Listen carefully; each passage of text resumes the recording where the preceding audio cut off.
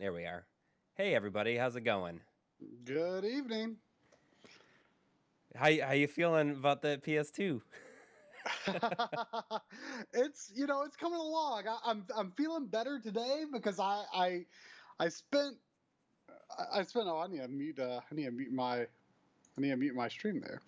So I spent a good bit of time today kind of trimming the fat on some of my sections, and I trimmed like I want to say like around 4 or so minutes out of the video, which I'm feeling real good about. Yeah.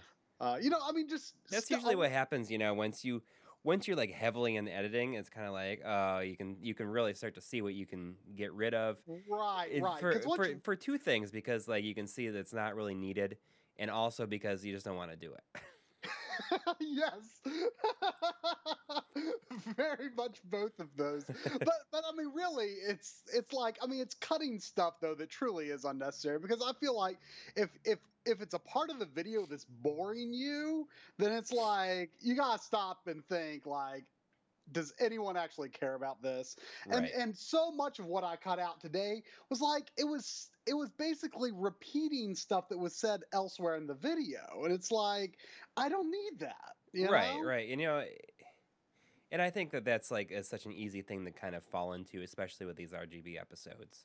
Mm-hmm. You want to reiterate. I mean, especially since we always try to make a point to treat each video as if it's the first one somebody's watching. Right. So we don't just say, this looks great with the FrameMeister. We say the FrameMeister is one of the most popular upscaling solutions, and it can accept RGB and component. In this episode, we kind of reiterate what is component video, and why PBPR, and establish like how sync on green works with RGB, and that kind of stuff. I mean, it's stuff that a lot of that stuff is stuff we covered in the sync episode, for example. Right. But it really needs to be reiterated here, because especially with PS2, it gets pretty weird. But yeah, I feel a lot better today after having trimmed. There we go. Uh, Sorry about that. You were back to someone sent me a message saying that like our audio is really low, but can people tell me if it sounds really low? Let me see if I can turn this up a little bit. When I had the it might be better now. I just listened for a second. I mean, it's low. I mean, the overall output could just be higher. It sounds like pretty balanced. I turned it up a bit. Hopefully this sounds a bit better now. Hopefully this is better. I think it will be. So anyway, so I'm feeling a lot better about where the PS2 episode is at. I'm feeling a lot better about how it's flowing and stuff, because that's always one of the big concerns, or I think that's a concern both of us have had for this video in particular, is because it's like, it's competing with Game Boy for the biggest video we've ever done, the longest video we've ever done. But at the end of the day, can PS2 ever possibly be as interesting as Game Boy? Well, it's because Game Boy was long, but it moves, and it you cover so many different things in it. Right, because it's like every 2 to 5 minutes you're looking at something completely new, in the video. So it's I mean, and for me too, that was a very engaging episode to make. I mean, despite its length. Yes, we did see about the C-Sync mod for PS2. We've even talked to the guy. I don't think there's really anything to show for that in the video, but it's mentioned. I mean, it's mentioned offhand, and it's just screenshots from the internet for that section. But I mean, it really to just establish, hey, this is a possibility if you're interested. But we don't. I don't even think his mod is really quite finalized. He sort of experimented with a few different ways he wants to do it.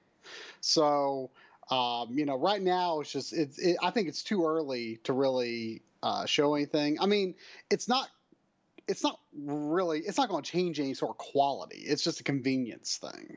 Mm-hmm.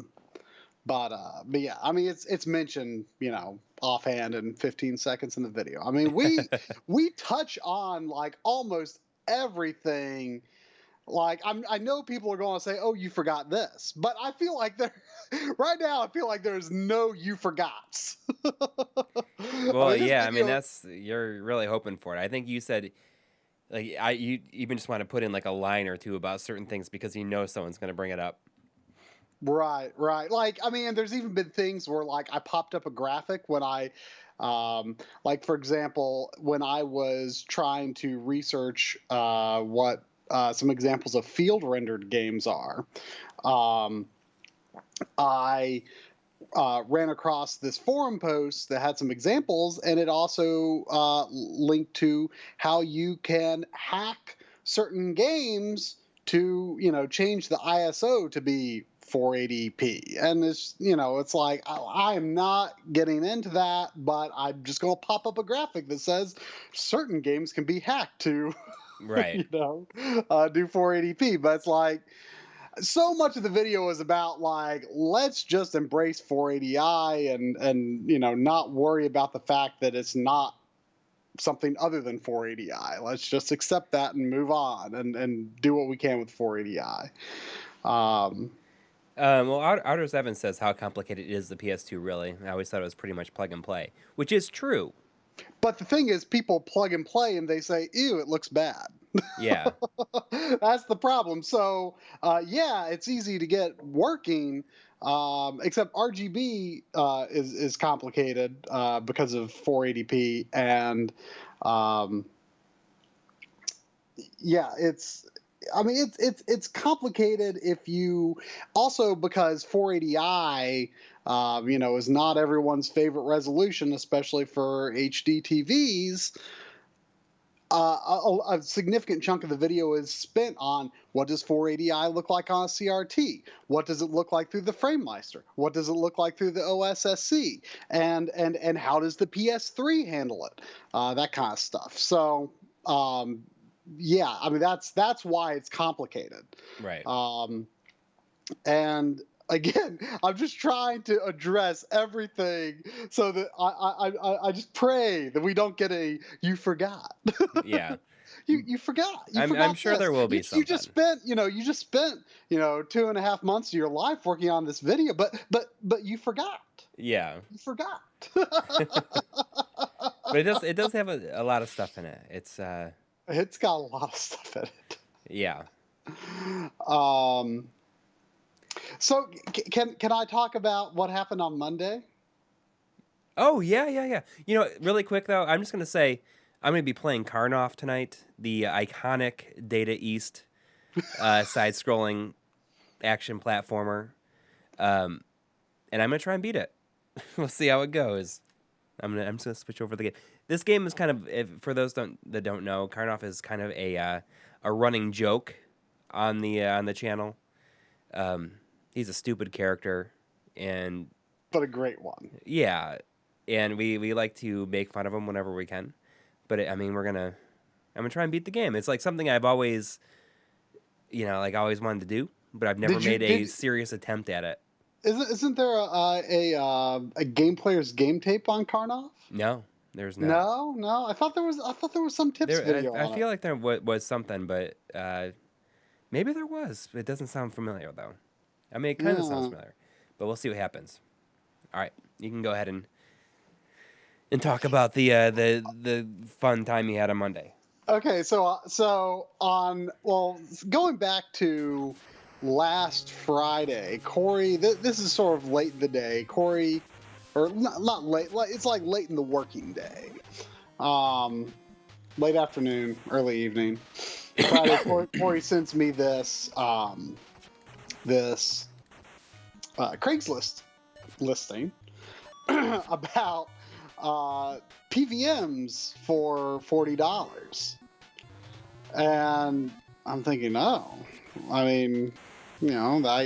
guess I can't see PVMs for $40 and not inquire, right? And this listing is near me, by the way. So that's obviously why you saw it. I think on some retro gaming like Facebook group or something. Yeah, like the CRT collective. Yeah, and someone posted like, hey, checked out this listing today. they had a bunch left and stuff. So I, sent an inquiry. Obviously the Craigslist listing didn't say where it was. And at the time I was just kind of like, I'm just sending this email because like I feel like I have to, but I'm not really excited. I'm thinking, I didn't get a reply right away. Well, I'm probably not going to hear back. Well, I didn't realize this is like a warehouse, so I actually didn't hear back until early Monday morning. This was a business. And as soon as I got that email, I was like, I kind of switched from like, I don't really care to like, oh my gosh, I gotta go now.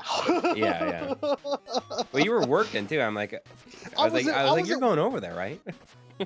I was at work for a brief time. And immediately, like, we're kind of like, I could use one of these. I can use one of these. Like, we hadn't really thought about it too crazy. Yeah, so I thankfully didn't have to be at work for too long. Mm-hmm. And, it was this medical warehouse in Salisbury, North Carolina, which is like roughly an hour from me.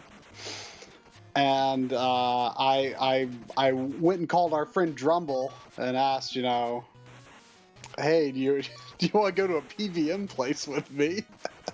I'm surprised he went, but I think that part of it was like he wanted to see what all the fuss of like having an experience like that was all about. Yeah, so our friend Drum, he has in the past year or two like switched pretty hardcore into emulation instead of original hardware. He's sort of gotten a lot of enjoyment out of the whole process of setting up his emulator front end and optimizing it and that kind of stuff. It's kind of funny, just like how opposite it is. How opposite our setups are at this point.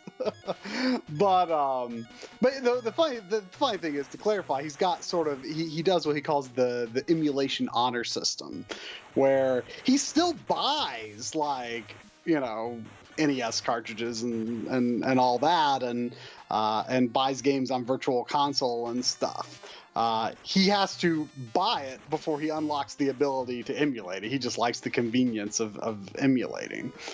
And but he also does what he calls digital honor system, where if a game is twice the value of its original recommended retailer's price, then he can add it to his collection of ROMs or ISOs or whatever if he donates the equivalent value of the Virtual Console service to a charity. So, for example, if he wants to buy... It's a unique approach. Yeah, so like let's say he wants to buy Pocky and Rocky, which I don't think is on a Virtual Console.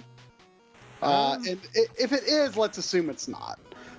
If you wanted to buy Pocky and Rocky and it was not available through a digital service, then he would have to give $8 to a charity, because that's like the price for a virtual Super Nintendo game. Right. But then let's say that same game did later get put on Virtual Console. Well, he's obligated to actually buy it on Virtual Console. Right. So it's a good system, I feel.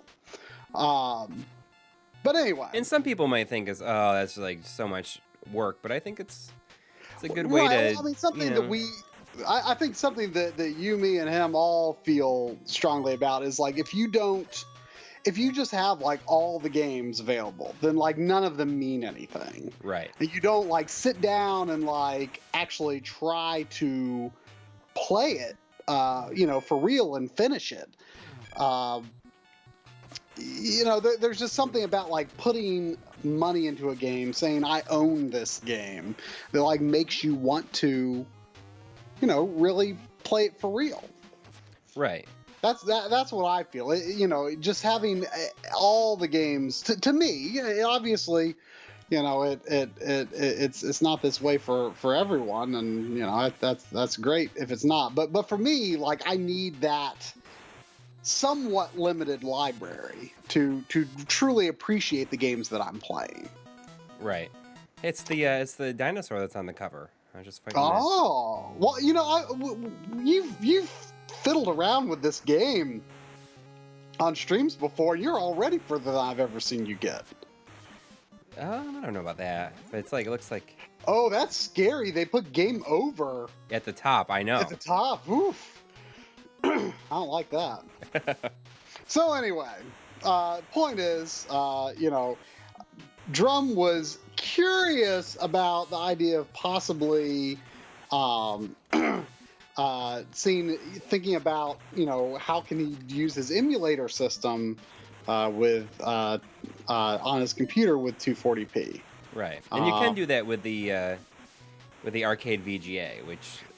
Right, but then he looked into that and he's thinking, oh, I think I'm going to do this, and then he started looking into it more, and it sounded like it might be a bit of a hassle. I'm actually really curious to try that sometime. Like, I think. Yeah, well, I want to get one. I definitely want to do a video. Yeah, we need to research that, because I think his concern was that he couldn't really just use it as like another computer monitor.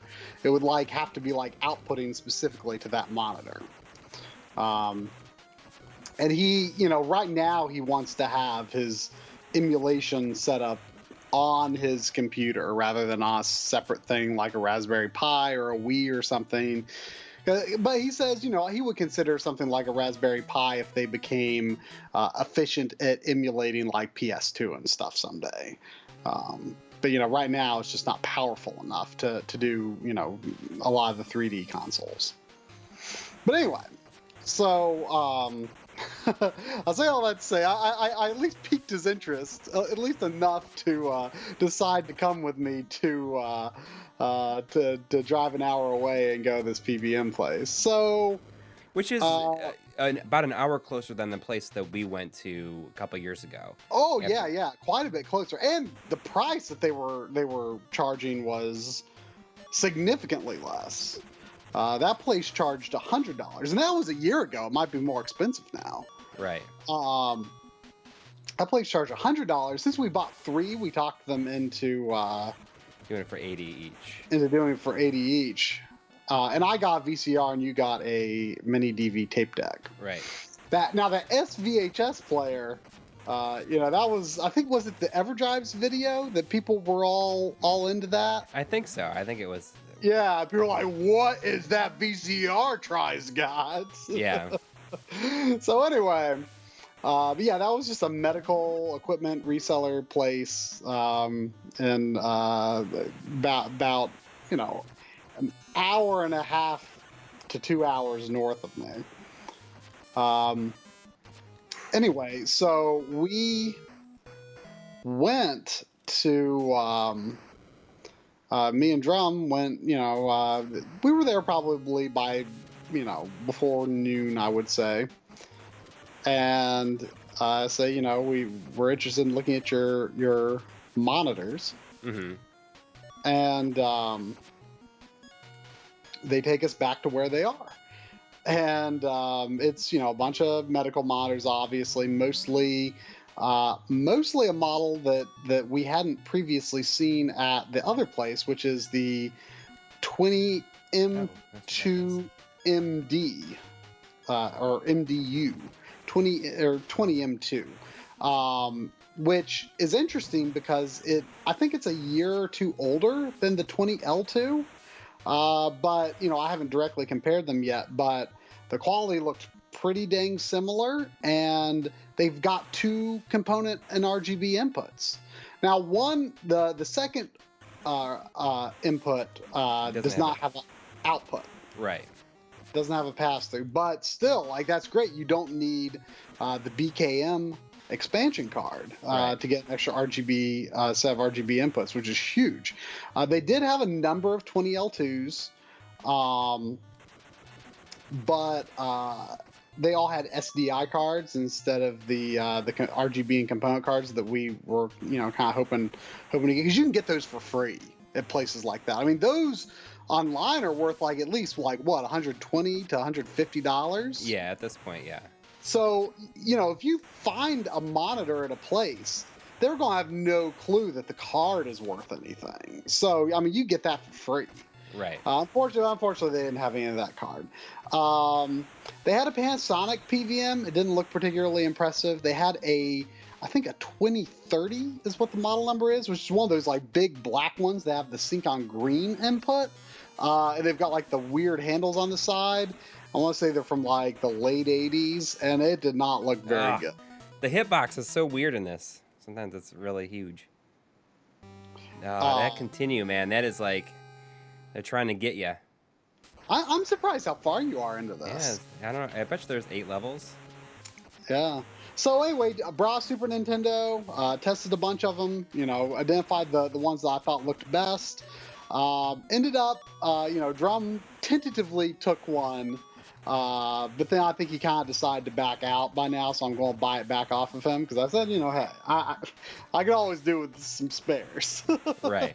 You know, some backups. And it might sound silly. I think it can sound silly that's. But these are things that we want to have available to us for the rest of our lives, and you know they're already old. Yeah, well, especially like doing the show and stuff. Like if right, it does not hurt to have some backups. I mean, it's better to get them now than later, right? Right.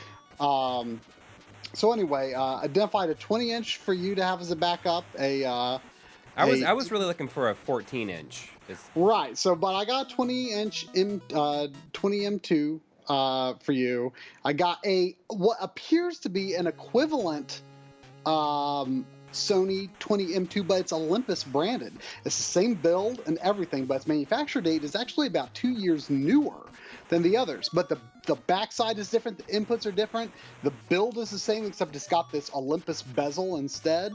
The menu is the same. The quality seems to be the same. So I'm going to keep the Olympus one just because I think that's neat. Right. And then the one that Drum was going to take was I can get the ladder back. Another 20L2, like which is what we bought last year. But I'm going to buy that back off of him. I mean, $40, and you know, just kind of keep that as a good backup. Right. So anyway, we have this gurney, you know, stretcher that we were, you know, setting them on to test. Oh, and while we were testing them, like the warehouse guy drives up with a forklift with a whole other pallet of them. And he's like, "Here's some more for you to choose from," and yeah, I mean, they probably had. I would estimate. Well, I saw some others like back where he came from. I mean, they probably had. I would guess 25 to 35 20-inchers still. So anyway, we started bringing these up front on this gurney, and I guess to kind of back up a bit. I guess the reason that they kind of talked to us at the beginning, I guess the reason that they had sort of figured out that these monitors were worth something, and they probably had them for some time. This guy started coming by regularly. Who can fly? Karnov can fly. Right. That's pretty great. I totally want to have that in a video at some point. Karnov flying. And the wings. That's amazing. Giant angel wings. He's So anyway, this guy had been coming by and like getting one or two here and there, and and so they looked it up and saw that people were playing retro games on. So I think that's when they put up this Craigslist listing. It said retro gaming monitor, $40, and they told me that just that morning, or like people had come up from Tennessee and bought 5. So, like, obviously this had garnered some attention. Yeah. And And so we picked these 3 and we go back up front. And, I say, they start, writing down on invoice, what I had picked out. And I say, because Coury had wanted a 13-incher. And I said, you wouldn't happen to have any, like, smaller ones? And I said, I'm also interested in, like a computer-style monitor, too. Because I kind of want some backups. Because I just, I've got a PC CRT VGA monitor that I grabbed from work. It looks great, I think, but it's nothing special, and I don't know if it's really of a quality that's going to last or not. I killed that one really super quick that time. I didn't realize I could kill her as she was dropping down. Sorry.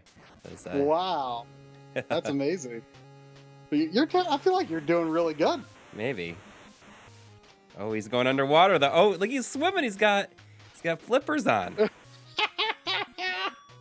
What can't Karnov do? That's the question.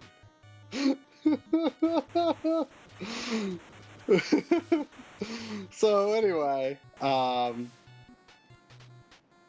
so I ask about, if they got any of those. And so they take me back to this other section where they've got a few others, and they say you can look around. So they didn't have a ton of smaller ones. I identified a 14 M2, which, would be the equivalent to the big ones that we gathered. That, also has the dual RGB inputs. So I identified a good one. One had messed up colors and another had burn-in. Those are the only that I saw like that. I saw some other older ones that didn't. They looked neat, but they didn't have RGB. But anyway, so gathered that, and then I looked around some of the PC CRTs. I didn't bring anything to test them on. Obviously, I want to play Dreamcast on, but I didn't bring anything to test it on. Mm-hmm. And I found this really cool Sony Trinitron PC monitor that's got a regular VGA input plus BNC inputs for RGB HV, and I'm like, oh, this could be something. So I grabbed that. At the very least, you never know what you might be able to use it for. Yeah. So and I also saw, which is something we say to ourselves too often. Yeah. But I also saw a SVHS player just like the one I have. And I think, oh, I wonder if Coury wants that. So I talked to you about what I had so far, and you said, yeah, I'd like one of those. So I only saw maybe 2 of them, but I picked the better one and put it on the gurney. Mm-hmm. And I also saw like 4 sealed Sony VHS tapes just sitting on a shelf. And I'm like, oh, we're always looking for more sealed VHS tapes, right? Oh yeah.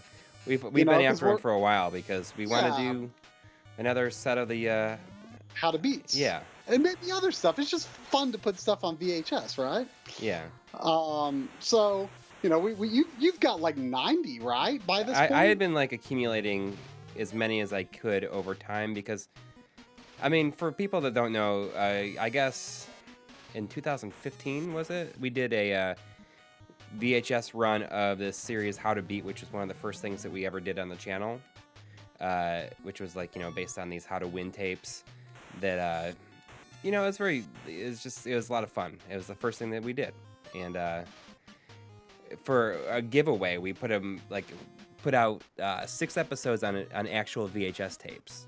Mm-hmm. Then we sold them at Too Many Games in 2015. And I've always wanted to do another set of them and then also do a volume 2 so that we could, have all the episodes actually on VHS.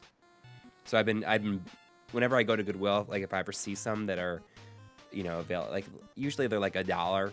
I've seen them upwards of like $3 though before. So I always buy them, and I've been doing that for like about 2.5 years now. And I've gotten about 90, and like a lot of those were actually thanks to real quick. Wait for the exciting conclusion of the story. I really need to go to the bathroom. Okay. You can tell your story though. Yeah. I mean, and also, like viewers had been sending extra VHS tapes to me when they had the opportunity. and that's helped out a lot. But that's where a lot of that 90 that I have come from, and it's something I really want to do, just to kind of, you know, have something kind of unique as, you know, like available from like for our channel, I guess. So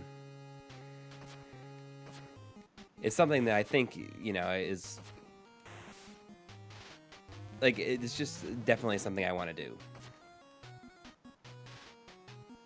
But I don't want to spoil the rest of the story because it's pretty good. I wonder how many levels. I bet you there's 8 levels in this, but I don't know for sure. I feel like it's suddenly gotten a bit more difficult.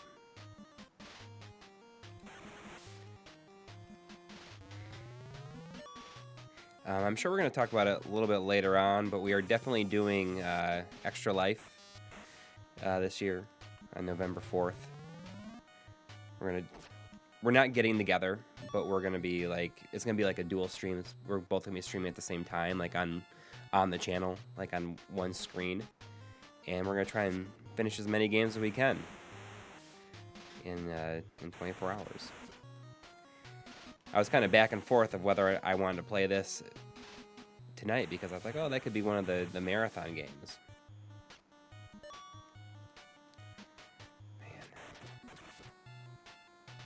Whoa. I do feel like the difficulty has stepped up a bit here.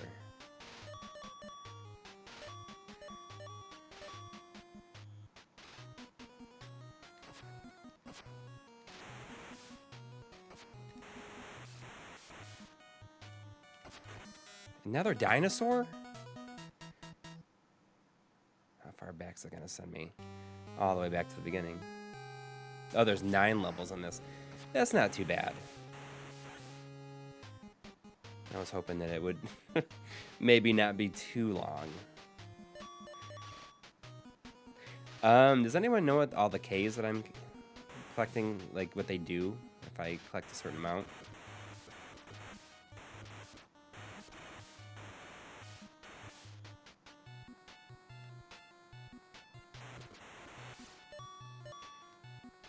I mean, it seems like, oh, if you collect 100 of them, you get an extra life, but it seems kind of pointless in this game.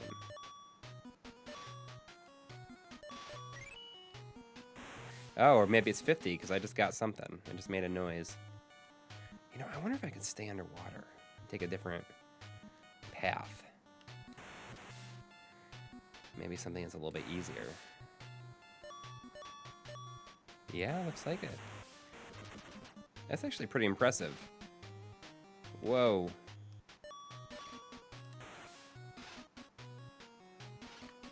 I'm not gonna bother with him. I just don't want to die. Come on. That seems a little bit easier, more manageable.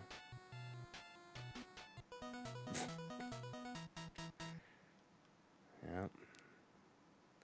There we go.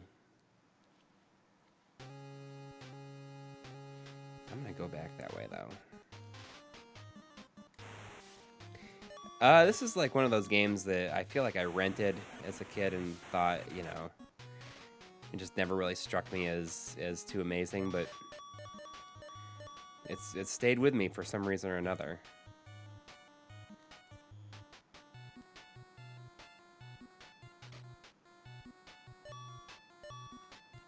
Man.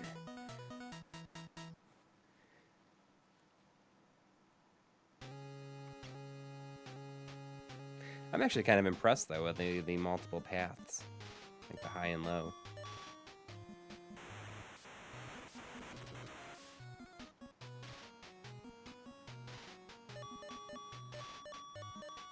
And right now, this is why we stream with both of us on, because it's hard for me to concentrate and keep any kind of conversation going by myself. I have a lot of respect for streamers that stream by themselves. I definitely cannot do it.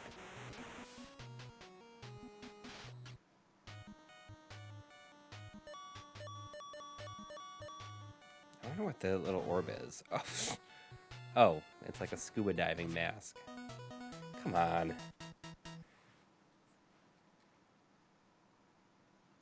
Oh, we haven't talked about the analog Super NT yet. Seems pretty cool. I mean, it's definitely exciting, you know, just seeing. I'm excited to see what, if any, like additional cores happen.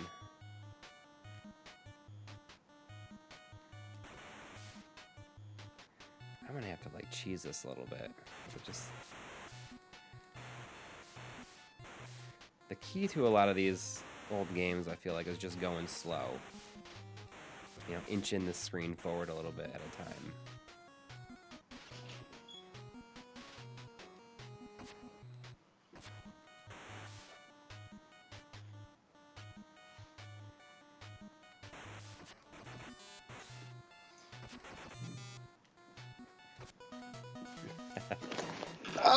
Look, you're still on this water level. I'm starting to feel like this game has infinite continues. Yeah, I'm happy it does. But I think it's doable. Do you think it really does? I think so, yeah. Can I go back? So it's kind of cool. You can actually go, there's multiple paths. I can go either underwater. Oh, cool. Which one are you liking so far? I like the underwater one. It seems a little bit easier. So anyway, the exciting conclusion to the PVM at the medical warehouse story. So I at the end, grab these 4 sealed Sony VHS tapes, just thinking, okay, great, here's 4 more to put on the pile. Mm-hmm. And I go back up to the front, for the second time, and say, okay, here's what I've got. I'm done. I've got 3 big ones, which are the 4 ones they were saying for $40. They sold they marked the 13-incher for Coury for $20. And they considered the PC style one $30. It's like you can't even. There's nothing you can do in that right there if you get caught up in that. And the VCR $10. This SVHS player. So anyway, and I saw just 4 blank VHS tapes, and you were like, oh, like Coury can use those, Yeah. Exactly. And so I just said, I've got these, and I can't remember exactly what she said, but she was like, she almost said in this way of like that she didn't expect any sort of response from me, but she was just like, oh, we've got lots of those. I'm like, really? Yeah. And she takes me back out there. I'm like, I actually might be interested. And she's like, well, make me an offer because I've got incentive to get rid of them. Mm-hmm. And she takes me back out there very near where we were looking at all of those smaller PVMs. And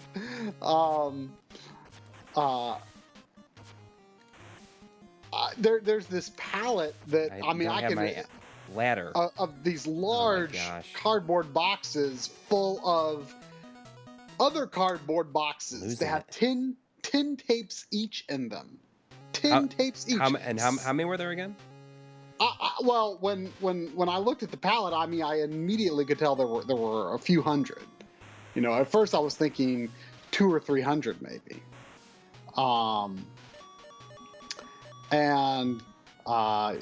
I called Coury, and Coury was like, would 100 be too little?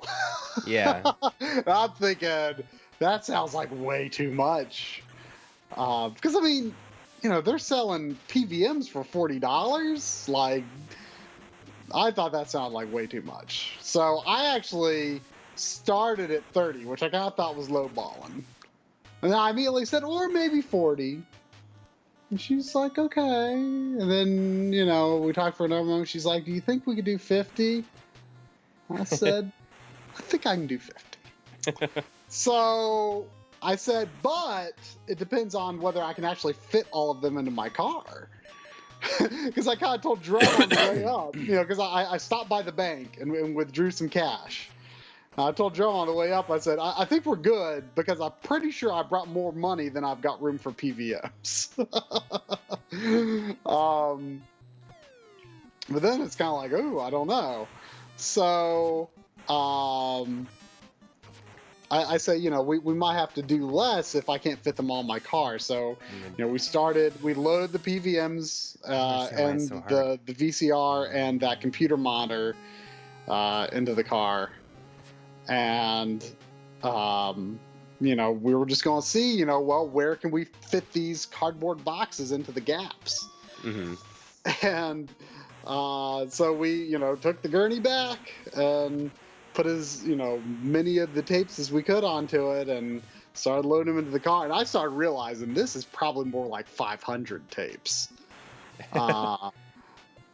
And we probably took 2/3 out to the car, and you know we still had room for more, so we went back and got the rest, and we got them all into the car. And it wasn't even like, I mean, we could have fit more in if we had to. I mean, it was pretty full. If you go to our Twitter, you'll find some pictures, and you'll also find you might find a Periscope that I did on Monday of everything in the car, but needless to say, How to Beat Volume 2 is happening.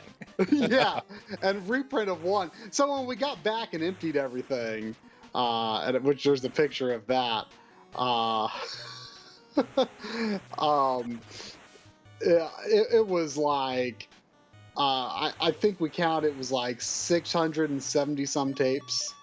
Yeah. So the idea is a reprint of Volume 1, a brand new Volume 2, and a combination that has Volume 1 and Volume 2 in it. Yeah, at a lower quality, I think, right? No. I mean, it's all going to be... I mean, it's going to be a double... I want to do like a double case. Oh, that's right. But we got to buy the cases again. Right, well, the thing is like, I can't really find... It might have to be... I mean, I might do like 50 in like the same kind of clamshells we did before, and then do the other ones in like kind of plastic cases, because I'm not finding any place they have the same kind of clamshells available anymore. And yeah, we'll figure something out. To buy like 50 of those might be like as expensive as buying 600-700 tapes. Yeah. So, but anyway, I mean, that's $50 for that. I mean, that's just that's the deal of a lifetime. And I'm literally the only person that would have come by there and bought them. This is stupid. Like, I don't understand why this is... Like, I don't even understand what I'm supposed to do. Maybe I gotta get the double shot. Maybe that will make things easier. But I can't, because I don't have the stupid ladder anymore. I wonder what the mask does. Nothing. I can't even get to it. Can't believe I lost my ladder. That messed up everything. So yeah, the final bill was about $230 for 4 19-inch PVMs, 1 13-inch PVM, 1 17-inch computer monitor, 1 SVHS player, and almost 700 sealed blank tapes. I mean, one of those PVMs could have easily cost that or more. Oh, yeah. You know? Yes, absolutely. So, I mean, that was... Oh, and to top off the whole story. So, I mentioned in the beginning that they had said, you know, there'd been this sort of regular coming who'd been getting a few. And... While we were out there looking at, when she was first showing me this big bunch of tapes they had, this guy kind of comes up and he's like, "Oh, I saw you on YouTube. So I guess I shouldn't be too surprised that someone who was at a PVM place saw that. So had seen our stuff. But the funny thing is, when we were taking the stuff out up to the car, we stopped by. He was looking at where the big stash of PVMs was, and talked to him for a moment. And I said, so I was at a video game world in Huntersville a few weeks ago, and I overheard this conversation that people were having about RGB, and I heard them say something about like. They were talking about PVMs. You cannot avoid that. Like, you're screwed if that happens. They were talking about PVMs, and I said, and they said something like, he's going to be doing another run in a couple of weeks. And I said, what was that? That gives me a high jump. The boots do. The feet do. The feet. And there's one right there, so I... I said, was that you they were talking about? He says, probably.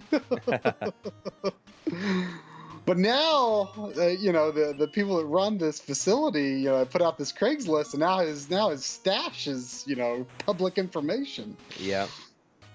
But yeah, I mean, so that was a great haul, I felt. So I'm actually kind of planning to set the Olympus PVM. I'm planning to set that up upstairs, and put some of my spare systems connected to it. Just have another sort of location to shoot. Right. Just always a good thing to have. And then I'll keep the L2 that Drum has for now decided to pass on. I'm going to just keep that in a closet, just in case something happens to one of them, Yeah, you never know. So yeah, pretty exciting. I was telling you, And not only that, but she overcharged you, and it's really funny because she messaged the Facebook account. Yeah. So it's like she obviously Googled to try to find me. Yeah. and figured it out. And so yeah, she overcharged me by $30, which I didn't catch at the time. And she's like, please send me an address. And so she sent a check for $32. So it was, oh man, it was such an adrenaline rush. If any of you have been hoping to find a PVM and just haven't done it yet, let it be some incentive to you that if you seek out and find a place like this to go hunt down your PVMs, it'll feel real good. Yeah. It's just I just feel so excited the whole time I'm there and looking at them. Okay, this one's L2, this one's M2. Yeah. Ooh, what's this? What's that? Okay, this one looks pretty clean. Let's test this one. Oh, that's looking pretty good. That's looking pretty good. And then and then in this case, it just kept getting better. Oh, here's the 13 inches. Oh, here's this really cool looking PC modder. Oh, here's 4 VHS tapes. Oh, here's 700 VHS tapes. Yeah. You just never know what you're going to find, what you end up with. I mean, I was riding high. I mean, it was just, whew, it was a good feeling. I was going to say something else. Yeah, it was fun. What the heck was that? A much nicer place than the other one, too. Much better organized. Yeah. Better climate control. I wonder if the bombs will hurt the dinosaur. The dinosaur? Look at this, he has scuba gear.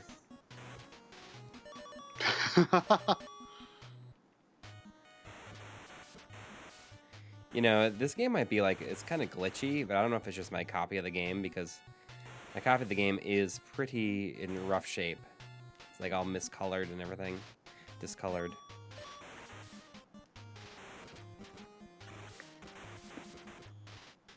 But I'm impressed with how far you've gotten. Yeah, I guess there's 9 levels, so I'm only on 5. So I still got a ways to go. That's always longer than I thought. Look at that. I get you. Like, yeah, the music is like, it's the same music on every level. Oh, really? Yeah. It's a pretty early looking NES game. I'm not sure exactly when it was released. It does have an early look to it, though. Yeah. Oh, I remember what I was going to say. So the PC monitor, I've tried the Dreamcast out of it, and I also tried a few other things, and it's just crazy, wavy, distorted screen. I bought a cable so I can test the RGB, HV, B and C inputs. Maybe that'll work better.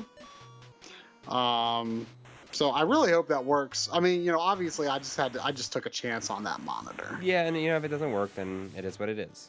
Yeah, but it looked like a real potentially good one. So we'll see. I mean, at least I do have the one that does work. Like, what? The bombs are completely worthless. They give you 1 million of them, and I don't think you can even do anything with them. Sorry, I'm just like, I was doing so good there for a little bit, and then, and then this.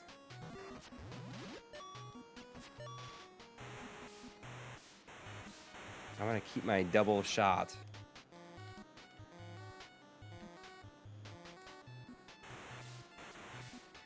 But yeah, I mean, so you have like all this stuff. I mean, you're gonna bring all those VHS tapes. See, I'm excited to make the volume 2.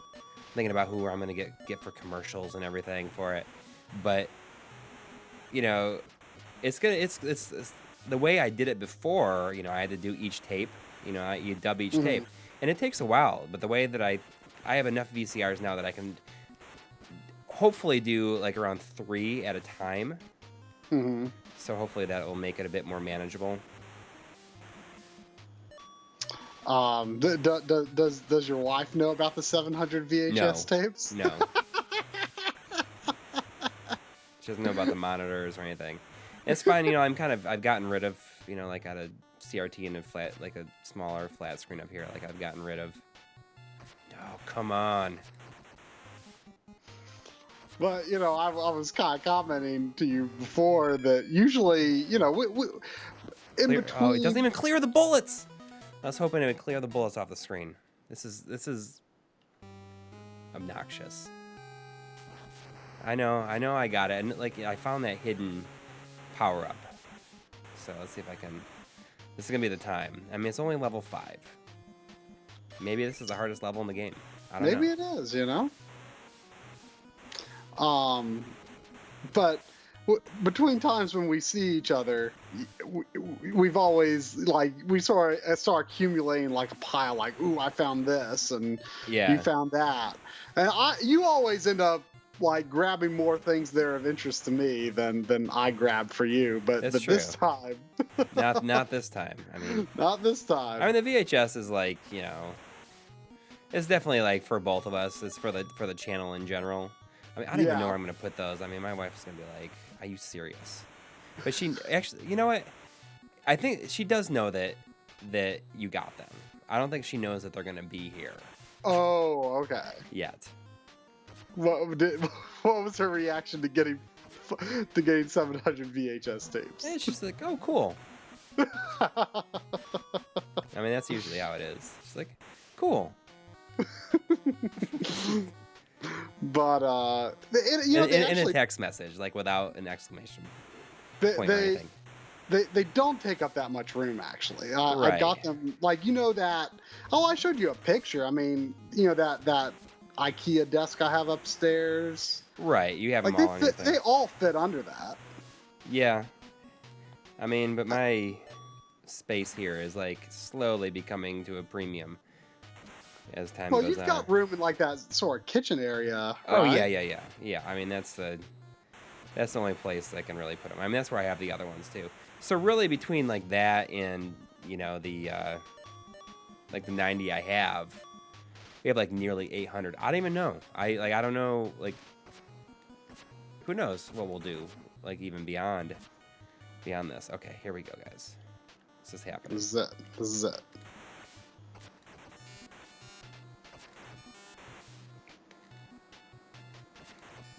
Drives me freaking crazy because it gets you in such a way that you cannot, like, you're gonna get hit. Like you can't. I wonder if there's a way to, screw up the shots so that that's gets me right there. It's like it's not even worth it at that point.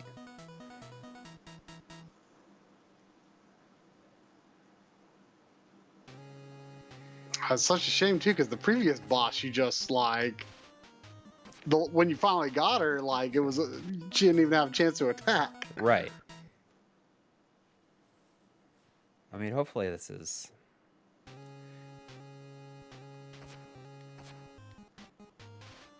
See, I'm just gonna kill myself, and I am trying to. The thing is, you can only hit him in the head, so you got to jump, and it's very. And you don't have a shot that will hit his head from the ground. No. What's that mask in your inventory? I can't use it. I have no idea what it's for. Certain things you can use only in certain circumstances. You've got wings. Would those help? No, you can't. But I can't use them. It only That's weird. Like it only allowed me to use them in that one part where there was that big gap for me to fly over.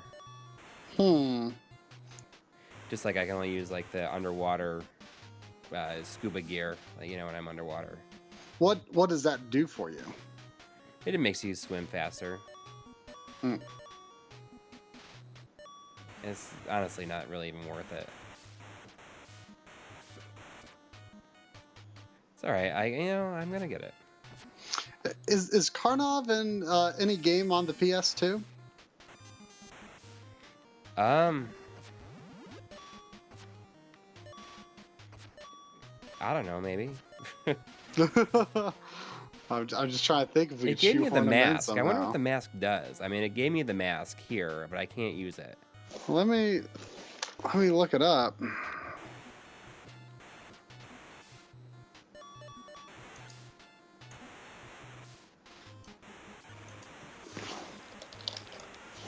How come I can't?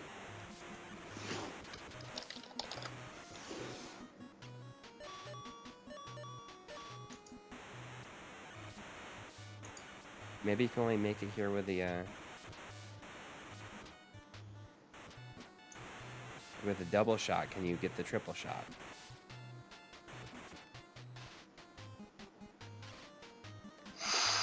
Okay, let's see. Items. Jump boots, bomb, ladder, boomerang, big bomb, diving helmet, shield, wings, and K symbols. There's more slots for items than is on here, I feel. Boomerang, big bomb. I'm just gonna use it. Oh, I think it's the diving helmet. I'm just using up all my bombs to see if I can do this.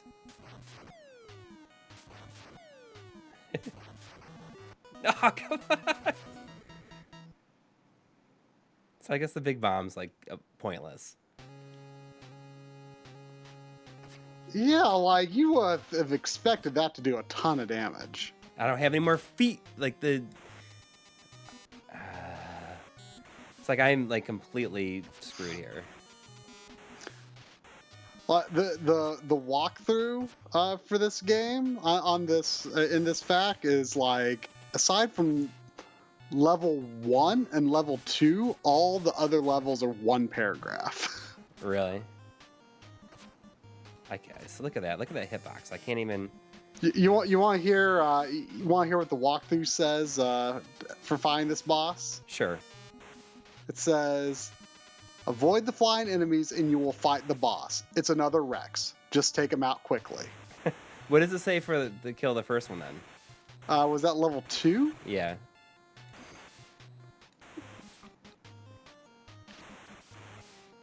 So I'm definitely like screwed here. Wait, was it? I'm gonna have to do it the old-fashioned way and just like be up in his face. Was it level 2? It might have been 3. Look at this. Awesome. What? You're stuck? I'm stuck. Oh no. It's okay. There's a time limit. So Oh, that's good. That's good.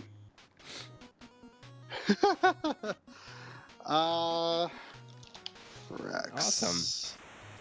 There's... Well, we got 63 seconds to talk about whatever. So let's find out the best way to kill the Rex. Just keep attacking his head until he dies. It's a tough fight, but you have to do it. That's come on. That sounds like Game Player's game tape material right there. Just keep attacking his head until he dies. It's a tough fight, but you have to do it. Adam Jenkins says I can kill myself by plugging in a second control and hitting A and B, but that sounds risky. It does sound risky, especially since I tried.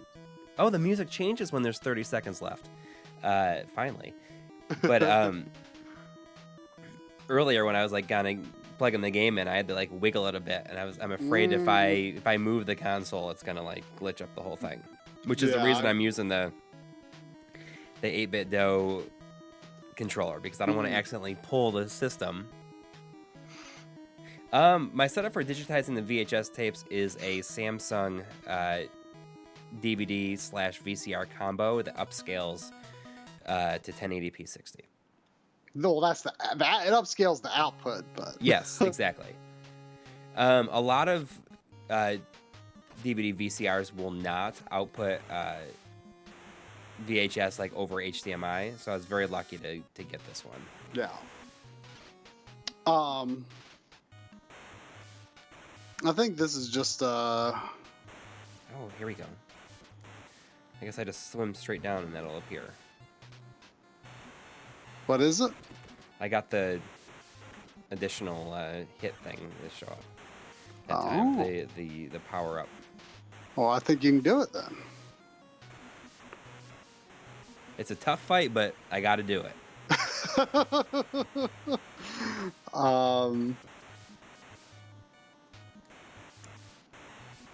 Let's see. I'm looking at what the other fact says. The easiest way to dispose of him is to equip your boomerang and the shield. If you don't feel... I mean, this is just general, so it's not necessarily specific to this level. And the shield if you don't feel very adept at dodging fire. I think I used the shield on him last time. Yeah. I think that's right. I think I remember that.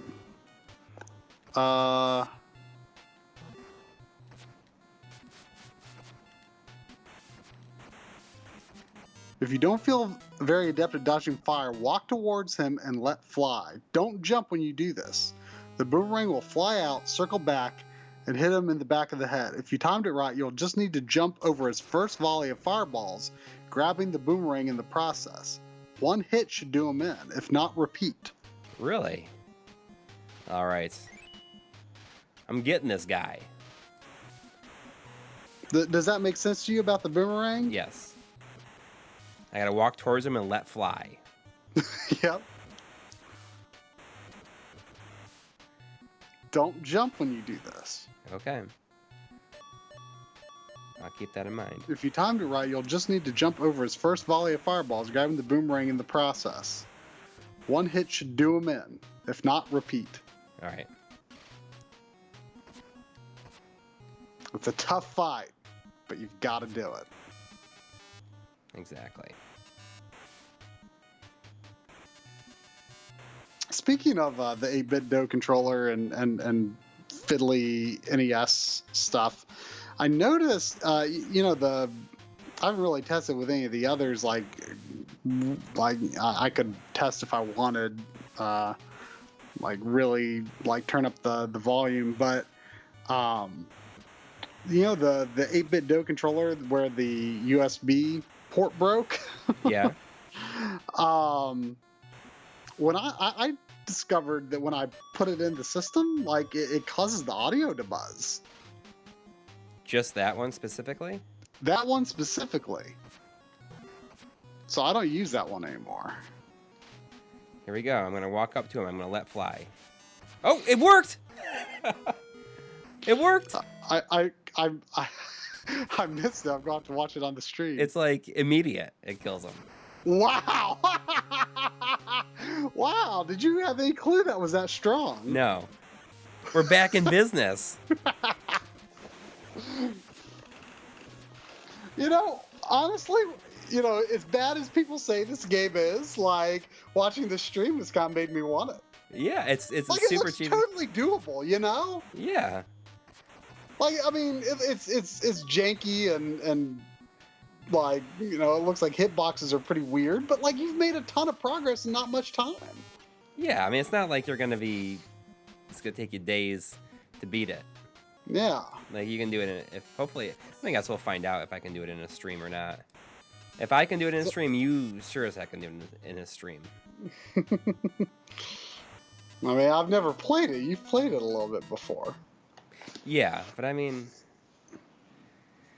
you know, it's all right. That's a pretty cool tower you just climbed. Yeah. You know, you get caught in walls occasionally. That's not so bad. Yeah, not in the game with a timer. It's like we're justifying this. You know, at least it has a timer, so if you glitch into the wall, it's like not so bad. You just, you know, you can get up and make a sandwich if it happens too quick. It's like the game's just telling you to take a break. Good game design. Yeah.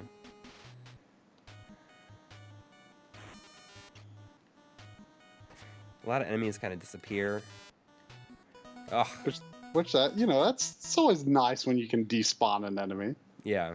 But sometimes there's just no rhyme or reason between it happening. We should do a documentary on Karnov. Yeah. Find the original designer. I guess maybe we should talk about the fact that we released the Jim Riley thing this week. Oh, yeah. And like why, like, and kind of what's going on, I guess. Like why we're just like, we haven't got a new, like anything brand new in like far too long. I guess we should touch on that. I feel like every week we're like apologizing. The PS2 episode is not out. Yeah. Well, it's a beast. That's why. Yeah.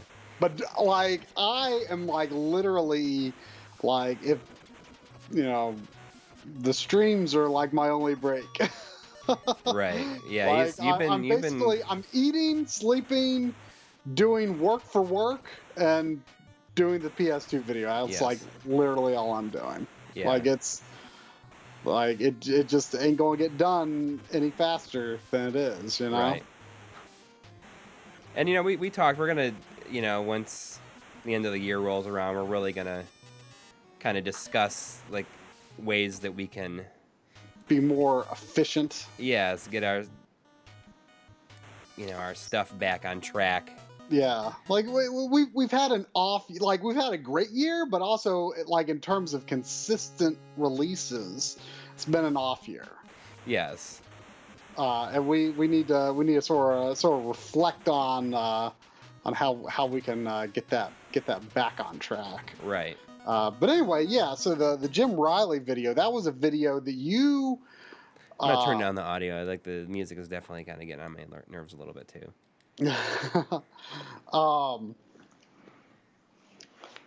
So that was really something we kind of just did for fun for the game. Like originally we were going to just like offer to put the documentary like in the game, like, you know, just because we thought that'd be cool. It'd be cool to have it put in the game. But we realized that like what we wanted to do with the documentary wouldn't really feel right to put into the game, like, because it it was going to be like a My Life in Gaming episode, you know? Right. So that didn't really feel right. So instead, what you did, like, as you were kind of trimming down the interview, you kind of just made this alternate cut that is a bonus feature that we just gave to Tyler to put into the game. And it's just Jim Riley talking with some editing. Right. So very simple, but you edited it in 4K. And obviously, it's not in 4K in the game. Right. We figured, you know, people are probably going to, you know... People already did, like, kind of digitize all the extras from the game and put them online. Oh, so you've seen that. Yes. So it has happened. So, yeah, we knew people were going to do that. And so we thought, well, why not put it on our channel in 4K quality? Because, you know, it's one of the creators of this historic game and, you know, talking, you know, 25 years later and...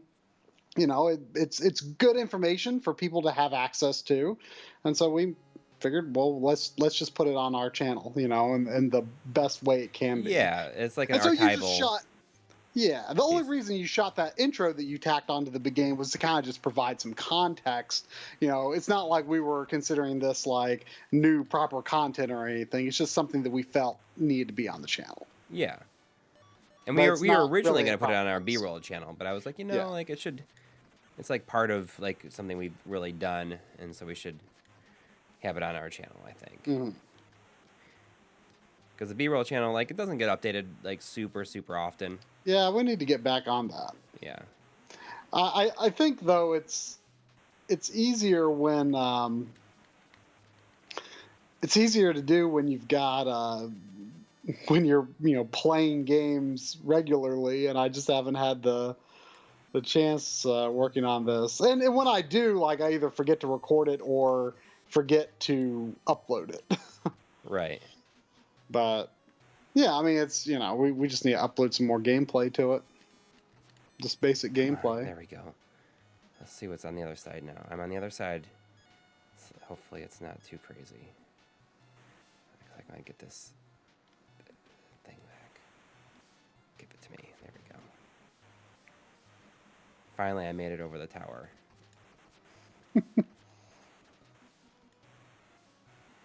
Yeah. What does... Oh, okay, I see. Never mind. What is what? I was going to ask what the little dots do, but it's health recovery. It's health recovery, or if you're at full health already, then it gives you, like, the extra firing mode. Like the extra bullet. Oh, there's a ladder up there. Man, I could really use that ladder. I don't even want to know. I think I was telling you a while back that one of the things about NES for me is I am so much more interested in playing like a potentially kind of bad NES game than I am playing like a bad game for, say, Super Nintendo or Genesis. Right. There's another centipede. I don't have the wings though this time to kill her before she has a chance to even get to me. Do you think the boomerang is effective on her, or Maybe. do you think it's just the T-Rex? I guess we're gonna find out. Ugh. I don't know. I don't really understand what these owl things are. They're not exactly like imposing in any way. Alright. We're gonna find out.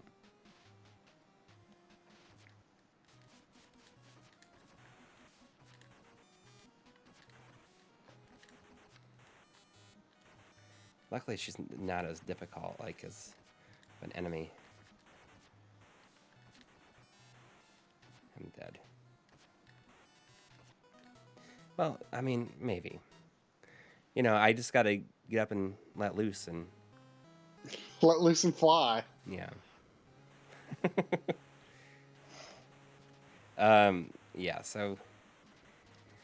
That's the reason we put that thing online, and, you know, like, honestly, like, it's, like, gotten, like, barely any views in the scheme Which is of things. fine. Yeah, it's not something we were, like, expecting.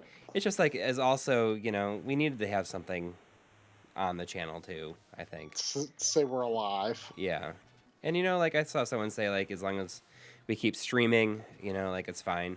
And like it's true. I think that like having the live stream as a regular thing that happens like pretty much like 100% of the time. We've only missed like a very, very few, and that's only because like I'm travel and stuff. Yeah.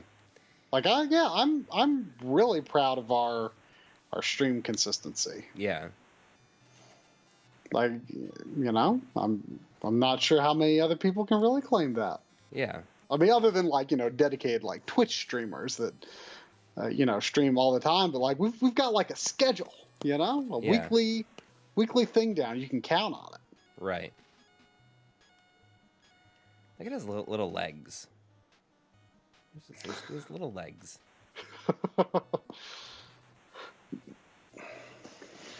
But I think that's good. Like I think it's good that we have the stream, and it's fun, and it's not like a super huge commitment, and it's always fun. And like I feel like a lot of people have really like the stream has gotten a bit more popular in like recent like couple months.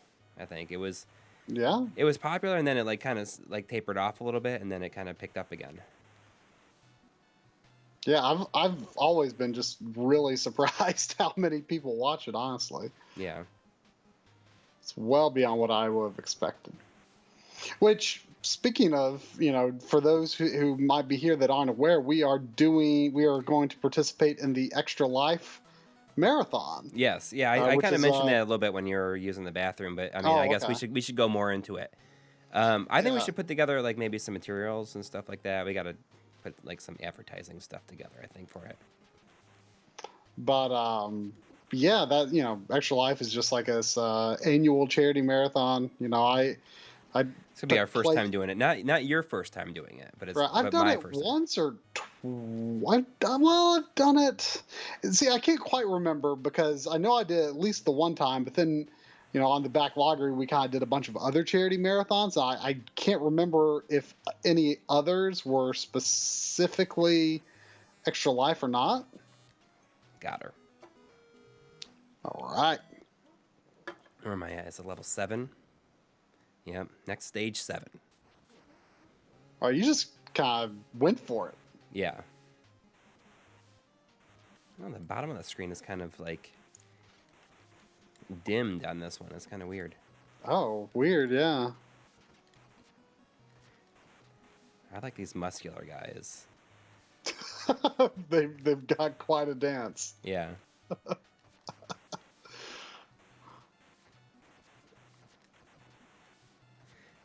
But yeah, I'm excited about Extra Life. We're not gonna be together, but we're gonna be on stream at the same time. We're gonna be streaming our own different things.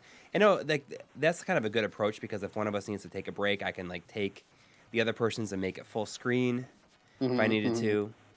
There will be a lag for mine, but it can't really be helped. Yeah, we'll have people on Skype with us throughout. We've been talking to a bunch of people that are going to be on with us. And we'll have some friends over for some co-op and stuff. Yeah. I think it's going to be fun. I've never done anything like it before. I was like, I told my wife, I said you should just like go to your parents' house, take the kids to your parents, and that's fine. Like I understand. Like I don't, like if they were staying here, like my kids would be probably in and out throughout the whole thing. I don't know if that would be annoying to some people or not. Whoa. A mummy. I don't know how to kill him though. But I mean, I think it's gonna be fun. That's an interesting mummy. Yeah. Yeah. So yeah, our goal is just gonna be to beat a bunch of games. What are some of the games at the top of your list? Tiny Toon Adventures. Oh, okay. Some NES stuff, I don't know yet. I mean, what's on your list? Because I know that you're. I was looking at my shelf briefly a bit ago. I think I should do Golvelius. That would be a good one. Because like that has like a password system and everything, so I don't think I have to worry about continues or anything. Right.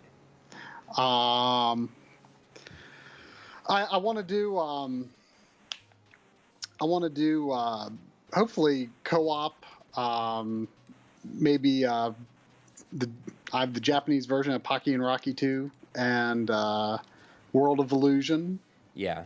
Possible co-op games if I can get the people over to play them. Yeah, I don't think that'll be a problem. I think it'll happen. And let me think. Was there anything else on my mind? That's what was on my mind for co-op stuff. I'd kind of like to do some PC Engine stuff, but I might. I think they're going to end up being like Legendary Axe. Definitely going to be a bit more difficult than you. I thought about Legendary Axe. I'd like to do Legend of the Valkyrie, but I feel like I'm going to need like because there's like Japanese text in it and stuff. Like I feel like that might not be the right environment to really try to play that in. Yeah. Let me see. We'll be playing different games at the same time in the same stream. Yes. Yeah, mine'll be delayed, but because you'll just be recapturing mine. Yeah, maybe I can stream in a way that'll be fairly low lag. Like, what is the deal with this dragon? Like, where did this dragon come from? What made this dragon come out? Absolutely nothing. It was not there before. Ooh, for this. I mean, this would be hard, but I am relatively close to being able to beat Battletoads and Battlemaniacs. Yeah, you think so? You think you could do it? Oh, it would be tough. It would be tough.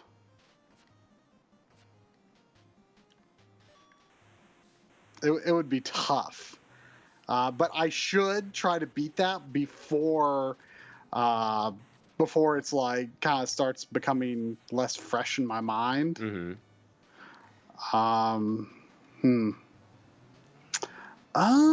Let's see. Do I have anything in progress that could feasibly make progress on? Not really. Let me just kind of look through my list here. I have no idea what I'm supposed to be doing here.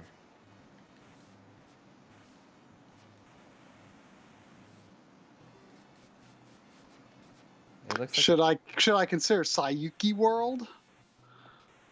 That's the Famicom conversion of Wonder Boy and Monsterland. Maybe, I don't know. I mean, am I like? Let's see what else. I don't understand what I'm supposed I wonder to be doing here. I wonder how long Lost Kingdoms is. Let me see how long Lost Kingdoms is.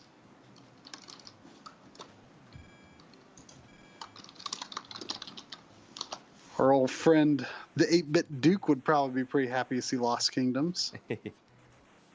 Oh, it doesn't look like it's too bad. Can you see what I'm supposed to be doing here? I don't even understand. I cannot progress beyond this thing. Let's see. This is level 6 or 7. Forget it. I found it. Is this level 7? Yes. I'm gonna die, but the boss is going to be a Rex, by the way. Is it really? Yeah. Oh. But you know what to do. Yeah. I just got to get to him without. I don't understand the mummies. Like what? They're kind of tough.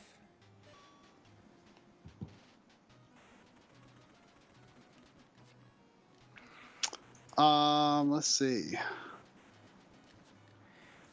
It looks like Lost Kingdoms might only be like maybe 6+ hours. Oh yeah. That might be a good one to put on the list. Yeah, you know what I was thinking also for me? I was thinking like I should play Star Tropics 1 and 2. Oh. Star Tropics 1 gets very frustrating. Does it really? Yeah. 2 is pretty manageable. Mm-hmm. A little confusing at times. Like were definitely times where I was like not sure where to go. The first Star Tropics, it's pretty annoying because it it kind of devolves into like just jumping on a bunch of squares and like, all right, I'm just going to jump on squares until I find the one that does something. And then sometimes, it's bad if you jump on certain squares. It's very trial and error. Star Tropics is a weird game because it is so charming, and the first like 2 to 3 levels are like deceptively really fun. Mm-hmm. And then once you get deeper into the game, it just becomes really irritating. I think, anyway. I want so badly to like that game more than I do. It is a very charming game. Well, we'll see. Yeah, you should do. That. Well, I think you're planning on doing a backloggery as Dynamite Cop. Oh yeah, that's kind of spoken for on a future backloggery stream. All right. So unfortunately, I won't be able to do that. World of Illusion, that's a possibility. Rocket Robot on Wheels for N64. I wonder how long that is. I didn't know you had that. Yeah, I've actually had it for a while. One thing here says 3 hours. Most of them say 9 hours, though. So that'll be maybe a little on the long side for what we want to do.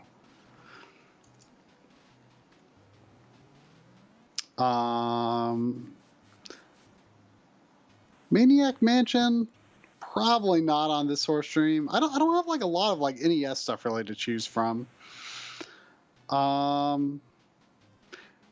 could maybe consider like one of the PlayStation Goemon games. Oh, what about Maximo versus Army of Zen? That might be fun. Yeah. Let me see how long that is. It can't be long. I bet it's 8 hours. I bet it's like 6 or 7. I don't know. Maybe the first one is. We're trying to beat games that we haven't beat before. I've finished Hotline Miami before, or else I would. Yeah. This is stuff that's on our backlog specifically. Yeah. Looks like Maximo is probably 6, 7 plus versus Army of Zen. Definitely a takeoff of Ash versus the Army of Darkness. Yeah. Maybe Onimusha Warlords. I don't think that's very long. I think that's like 5 or 6 hours, according last time I looked, I think. Onimusha Warlords. Yeah, that could definitely be a possibility.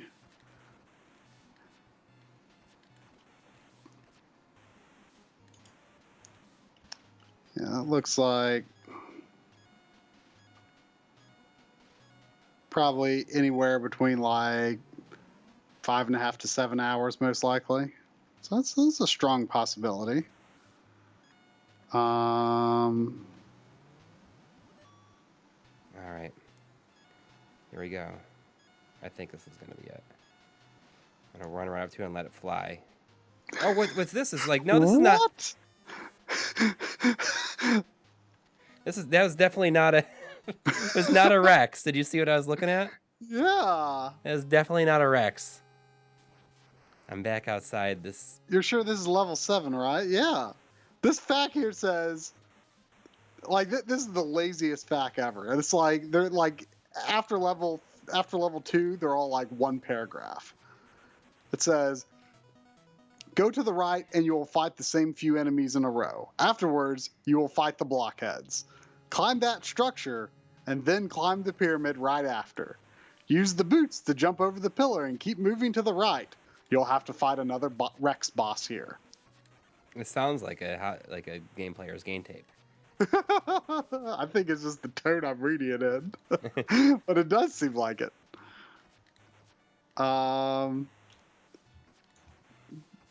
This is okay, bosses. Snake? Would you call that a snake? Snake. I don't know. I wouldn't say that's a snake. No. You want to know how to fight the snake? I think that's the centipede. Or is there one that says centipede? Well, the woman, right? They call that one the lamia. Oh, okay. The description for the snake, I don't know if this is the snake, but the description says, just keep aiming at his head. Well, it's good to know. Let me see what the other one says. The other one, I believe, is kind of incomplete.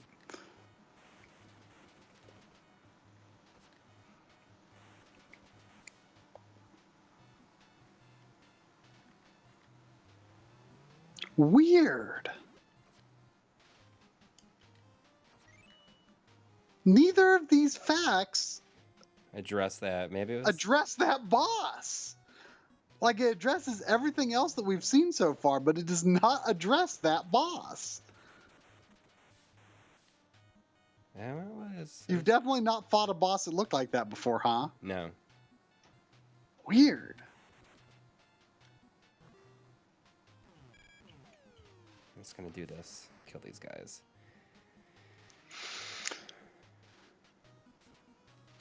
Ah! Let's use the stupid boomerangs twice. Yeah, so I feel like let me review what I've looked at so far. I feel like Lost Kingdoms is a good possibility. World of Illusion, Maximo, Onimusha. Wait, what was the runtime on Maximo? Probably 6.5 to 7 or so, probably. Probably 6 to 8, I guess. Which, I can do that. Yeah. It's like a very simple, basic sort of game. So it's like it's good for a marathon stream, I feel. Yeah. And it's not going to be stressful like the first game would be, I think Onimusha is a possibility. Let's see.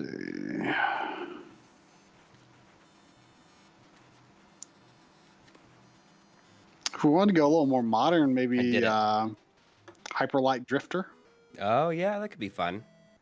We could always finally get around to co-oping Lara Croft in the Temple of Osiris, but I feel like that would be less exciting to only have one game on stream. Yeah. Well, I guess that doesn't work. I guess I got to use my wings. Maybe. I can use my wings. It's a flying level. It's kind of awesome. It's a flying level? Yeah. I don't know how long it's going to last for. Maybe it lasts as long as you need it. Nope. Only lasted that long. I could always do Night Trap. Whoa, so wow, this is tougher. This is like, you gotta do some actual platforming here. Oh, there we go. So it always gives you a set of wings at the beginning. I can appreciate this though. It's pretty cool. I could do Astal or Dark Savior.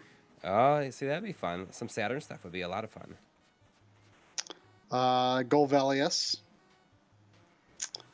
Now we're into Super Nintendo. I've got Super Nintendo is my biggest backlog right now. If you count Super Famicom too. Battletoads and Battle Maniacs. That's I need to beat that before what I already know is too far gone in my memory, but oh man, feels scary. What does? Try to do Battletoads when I'm trying to beat a bunch of other games. I'm scared I would get kind of stuck for a while, Yeah. I feel like I could do it, but I'd like to beat more games. I feel like I want to be playing games where I know I'm going to be making progress and not losing it, Mm-hmm. So what am I supposed to do here, you think? There's nothing I can do here. I can't go back either. Maybe you shouldn't have. Maybe you got stuck here somehow. There's a power up though in the wall. Are you sure it didn't just drop from an enemy that like maybe died in the wall? Maybe that happened. Regardless, I cannot do anything. Kiki Kai Kai 2. That's definitely high priority. That's Pocky and Rocky 2. Lost Vikings 2. I could maybe see myself doing that. I don't know if that's too much thinking for a marathon stream. What is it? Lost Vikings 2. Yeah. That could be fun. Yeah.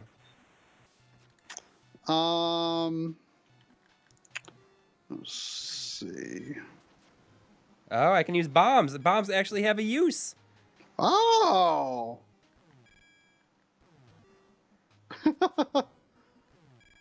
Who knew? Super Adventure Island 2, maybe. UN Squadron. Yeah, that would be that. I think that'd be awesome. I would just embarrass myself. I'm so bad at that game. I feel like that game is going to take a lot of concentration for me to muster my way through it. I'm just really bad at shmups. I made it to the boss and died. It's another one of those things. It's okay. We're in good shape. Wait, how did you beat the previous one? I used like the shield, which really helped a lot. I just like well, killed so myself. You've got another shield now, so I just forgot that I was.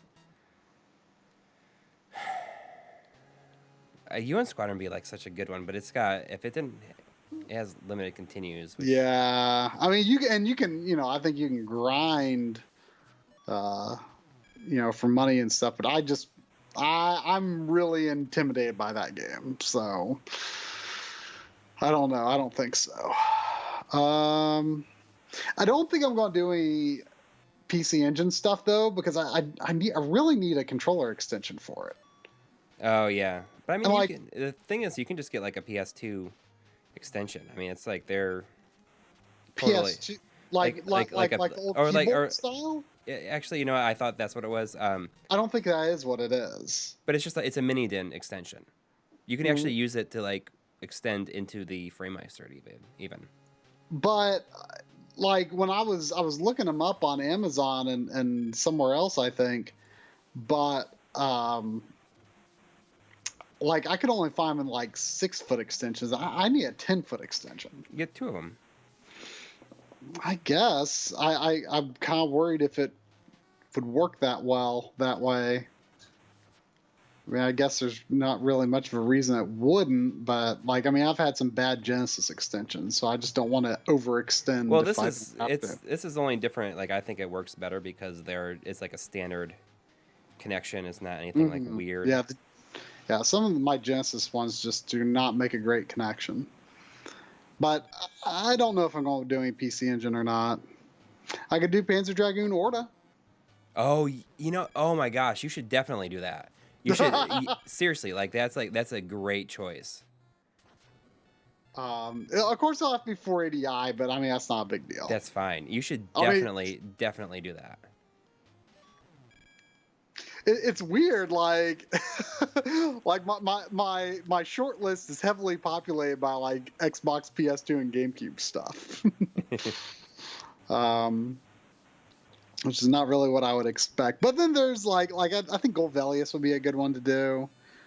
Astal or Dark Savior might be good to do. Got him. Last level. Just last level. Really? Are you sure? I thought that was level 7 you were on. Yep. Level 9, baby. Oh, man. Karnov's going to free the world. Whatever it is you're trying to do. Yeah. Let me look up the Karnov instruction manual.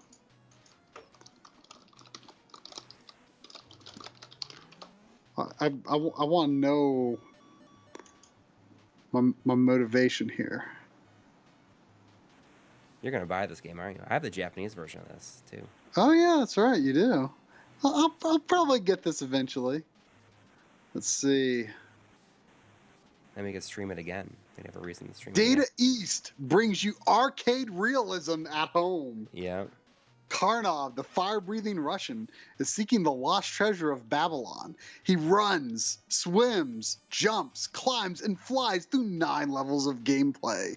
Countless bizarre enemies of various sizes and strengths are out to prevent Karnov from finding the treasure. I like how it says he runs, because he really doesn't. Yeah, definitely it doesn't run. Let's see. How to play. The story of Karnov begins in the peaceful village of Kremina, where the treasure of Babylon has been kept for centuries, hidden away from the outside world. The treasure has been sought by Ryu, a huge and evil dragon, for thousands of years. But now, Ryu has discovered the secret of Kremina and descended upon the village, accompanied by all of his demonic cohorts. Ryu has made off with the treasure, leaving his monstrous minions behind to terrorize the countryside. The helpless townsfolk have only one hope. Jenborov Karnovsky, otherwise known as Karnov, a one-time circus strongman with a unique talent for shooting fireballs. Only Karnov can find a way through the monster-infested countryside to seek out the evil Ryu and regain the lost treasure of Babylon for his people. That's all they have to put their faith into is a fire-breathing strongman. Jenborov Karnovsky. I'm doing okay right here. I don't know if it's just because I have this really powerful 3-way shot here. Are you playing the Japanese version or the American version? No, I'm playing the original, the U.S. version. Well, because that's weird, because listen to this. It says continuation mode. When Karnov has lost all 3 lives, the game is over. But the continuation mode allows you to begin a new game from where you left off. When the arrow symbol appears next to game over, use the control pad to move it down to continue, then press the select button. It says you may only continue the game 3 times. I guess I chose the right one. But this is the American version manual, so isn't that weird? I wonder if there's like a reprint that has infinite continues. That would be weird, though.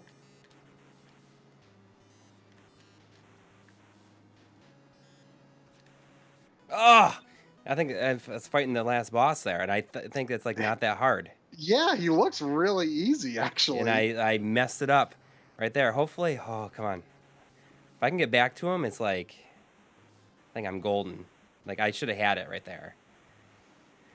I was like, it's not really this easy, is it? I was thinking in my head, the level was, I feel like it was only a little bit more easy because I had my 3-way shot, which helped things out a bit. It's okay, though. But he looks easy to avoid. Yes. It's just, it might take a little bit of time, but I think if I can get to him again, it's not gonna be a problem, unless there's no other form to him. But this is like before there was like having multiple forms of an enemy was like a It's like a that would be unusual in a game this early, I think. Yes. But I just have to get to him again.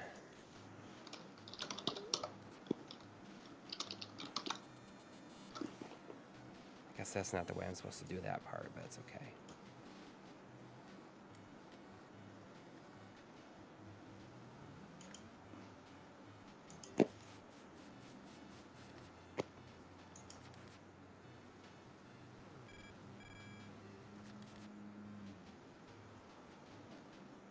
So this came out in North America in '88. That's actually like a bit later than you would expect, than it seems. The Japanese version came out in late '87, but the arcade game came out in January '87. Oh, okay.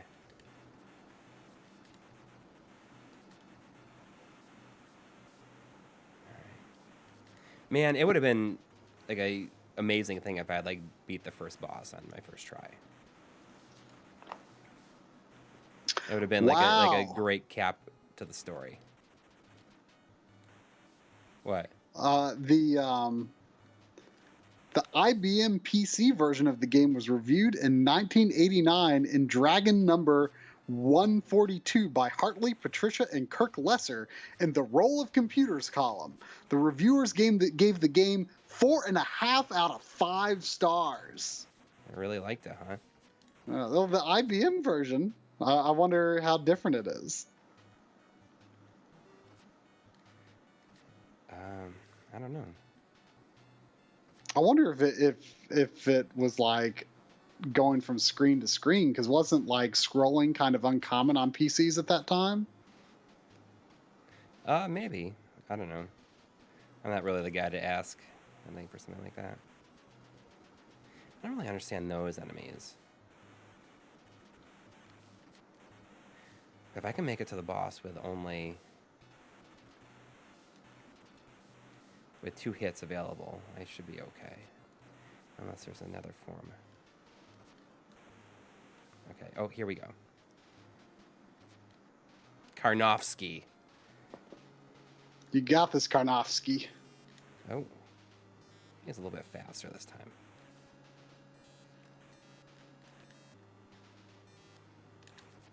Whoa.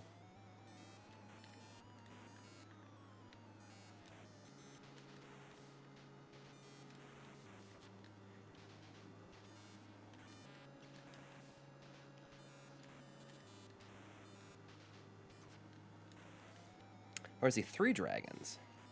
Oh, maybe. Oh, did I do it? Did I do it? It was a weird color when it was coming from the right one. Yeah, let's see what happens. Please don't have another boss.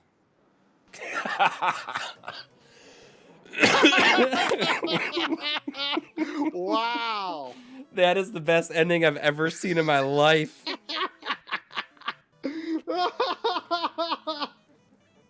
Holy cow.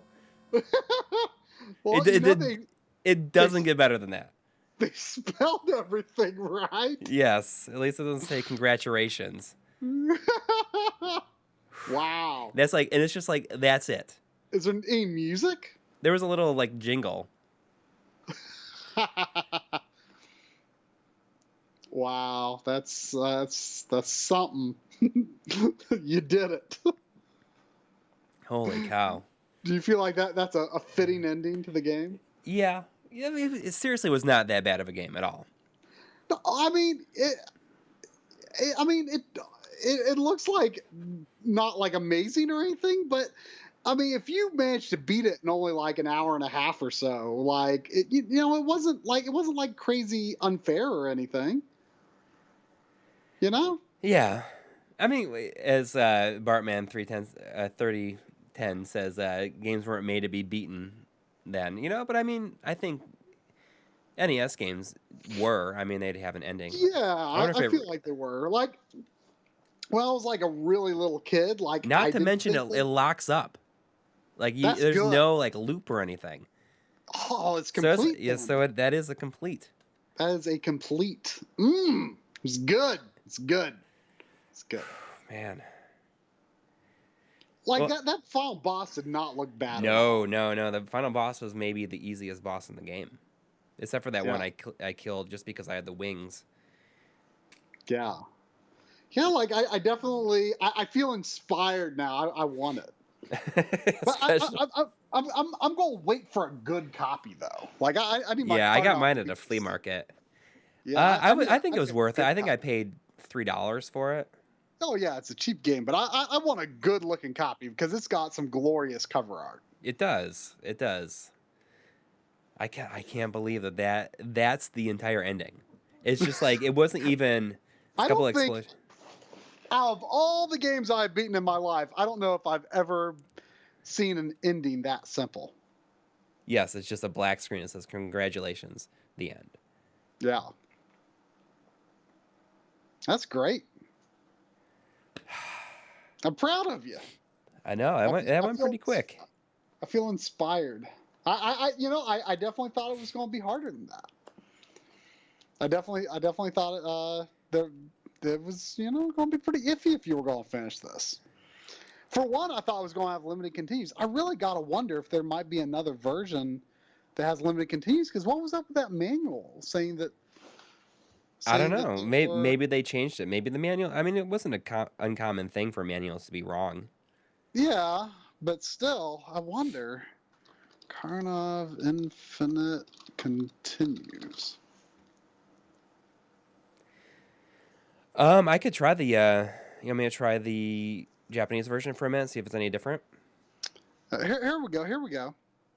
The Famicom game is noticeably more difficult since it has limited continues, and the option is not visibly present after all lives are lost, instead of requiring pressing select and start at the same time. The NES game, however, provides unlimited continues, and it allows Karnov to be killed when both A and B buttons are pressed on the second controller. Awesome. Like, that's like such a cool thing that they added in there.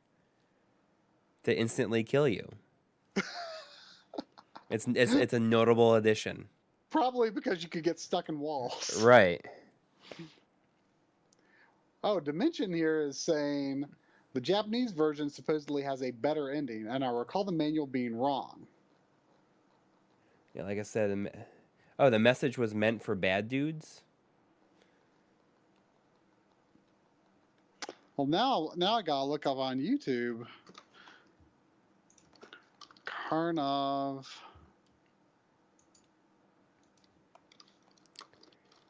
Famicom. The left channel of your microphone is either dead or distorted. Is it still like that right now? Huh? I don't know. It sounds okay to me. I mean, it's got to be an OBS issue if that's what's happening. I mean, I haven't touched anything. No, it sounds fine to me. Is the audio still having issues for people? So it sounds fine to you. Yeah, I mean, because I'm seeing levels in both channels for me. Can't hear. Is my microphone on the left channel? I mean, I don't know how this would happen. Did you accidentally hit a panner on my input or something? It's only you. That's weird. Yeah, let me see if I can fix it. Hang on. Or distorted. Is it better now? Let's see if it's better now. So I'm looking at this. It does look like there is an ending on the Japanese version. I just saw. Oh, it's. Let's try talking. It's fine now. Is it fine now? Like after I. No change. Yeah. Weird. Now you're only coming through on the right channel.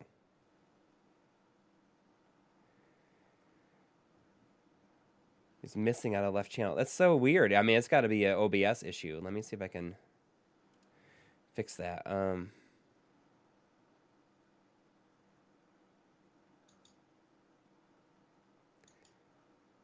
Some people are saying, "Oh, you hear both perfect." Weird. That's strange. Yeah. Well, that's pretty good timing. I mean, it's 11 o'clock, but. Well, yeah.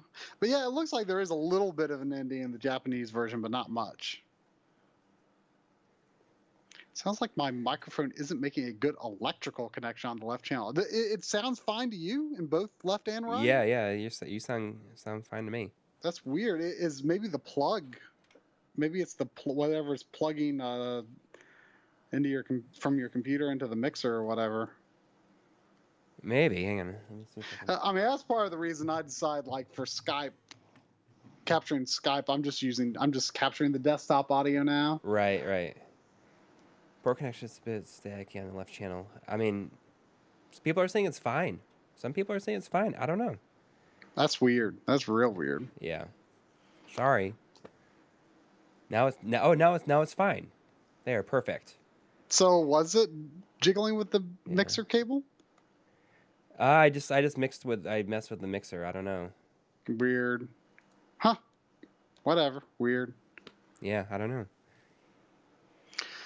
Well, so I have a episode that I am currently editing and shooting and editing on the Rhea and Phoebe, which is will hopefully be out this week. like this how week long or do you this. say the run? Yeah, it's a shorter episode because there's not a ton to talk about. It's going to be around between 12 to 13 minutes or so. That just sounds like a dream. Yeah, I know. Yeah, that's what you said before. You said, "Oh, it sounds like not like that sounds amazing," but it is what it is. Yeah, yeah. I mean, oh, yeah. I mean, you know, I mean, not every not the roles have been reversed before. Although I've never done an hour-long episode, but I've come yeah. close. I mean, we've always told ourselves, not every episode has to be an epic, and then then we all like feel guilty when they're not, but we Right. shouldn't. It's hard for us to like talk ourselves out of it. I think when it's not, you know, like as long as normal. But I think that like a 11 to 13 minute, like in that range, Mm-hmm. is totally fine, especially when it's an interesting little thing. I think it's okay, and we talk about this like every week. I think we really repeat a lot of the stuff that we say at the end of the streams. I think, but it is what it is. Yeah, but I it's going to be a cool little episode. And hopefully, like, I really, really would like for this PS2 episode to be done before the marathon. Right. And you were really hoping it'd be finished before Mario comes out this Friday. I know. I'm upset about it. Yeah, I mean, I don't even think that. There's no chance. Yeah, but I mean, so you're just gonna hold off on Mario like from playing it day one, or you think you're gonna be able to resist? No, I'm gonna hold off because like I want that is a big deal game for me, and I want I want my mind to be clear, and I want the right circumstances to play it. But right. I'm just like I'm just going black out from the internet basically. Like because all the internet's going to be doing is talking about Mario. Right. Mm-hmm. I mean, I did the same thing when I couldn't play Final Fantasy 15 right away because I was working on a video, and I couldn't because I was working on Game Boy. I couldn't play Persona 5 right away because I was working on I don't even remember what it was at this point. Maybe the Switchers episode. But I blacked out from the internet. Because again, that's all people are going to be talking about. So someone in the chat just like linked to an image of the ending for. Yeah, I looked at a video. It's a slight. I mean, I don't know if that's better or not, because it's just like a picture of like the town, and it just says end. I mean, at least I don't know if that's better. This version is pretty bold in its simplicity, Yeah. I guess that's a good way to put it. But yeah, like, oh man, it just kills me. I mean, it's like I see somebody saying like Mario has been leaked on YouTube. Like I've only watched the first trailer, like the reveal trailer, and that's all I've watched. I saw the stuff in the most recent Nintendo Direct, but like I don't want to. I mean, I've not really been paying much attention to the internet lately anyway, but like I definitely am going to be going pretty dark. Yeah. Because I don't want to hear any talk about Mario. Nothing. Like as soon as I get this video done, like, well, realistically at this point it's going to have to be after the marathon probably, but yeah. Like I am just going to soak that in. Yeah. It's interesting. I mean, like that's you haven't been paying a lot of attention to the internet. I mean, I think we were talking about it for a second, like before the stream started. Everyone's saying like, "Oh, I wonder what Coury and Try are going to say about what happened with NeoGaf."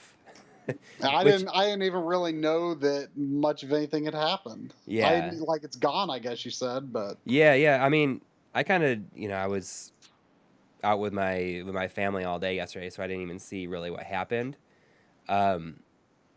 I mean, like, I didn't really participate at all there. I didn't have an account or anything.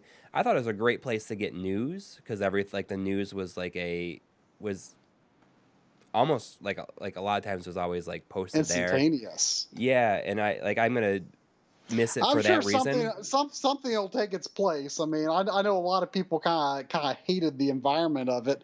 I mean, not that I knew a lot about it, other than the fact that that's sometimes where news leaked. But Right. but But I mean, I know a lot of people sort of hated the environment and atmosphere of it. But I'm sure something will take its place. right. All that first hit information. I mean, in fact, it was an offshoot of something else that previously existed. So I'm sure the exact same thing is probably going to happen again.